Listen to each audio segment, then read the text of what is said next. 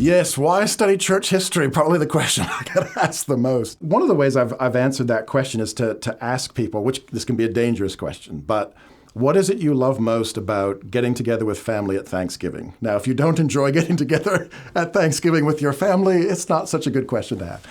But I always get the same answer. They'll say, well, it's just fun to reminisce, especially if we're coming from all different, parts of the country or whatever. We'll tell stories, we'll laugh about old days, all that kind of stuff. And I'll say, well, what does that do for you?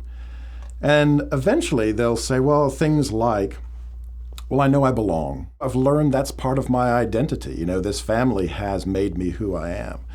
And that's my answer for church history, is church history is a collection, if you will, of stories that Christians should be telling one another.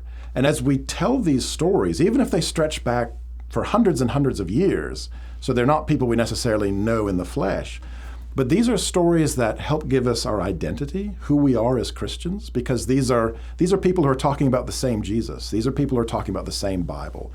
These are stories that help me know this is where I belong. To use Augustine's phrase, I belong in this city, the city of God, as he put it. I belong in this family called the body of Christ. So I think that's one reason to study church history. It gives you a sense of identity and who you are and belonging, and that this is who I am.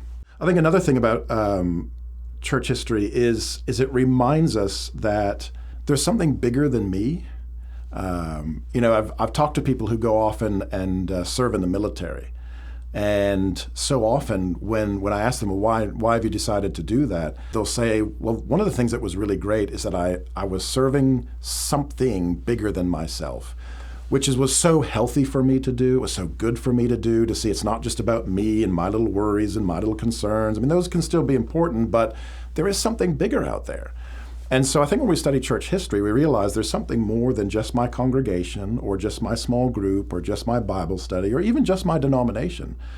You study church history and you're going to run into people who practice the baptism differently, or they practice the Lord's Supper slightly differently, or the order of their service is different. So I think there are different ways in which church history is an eye-opener to there's something bigger than me, and it's really, really good.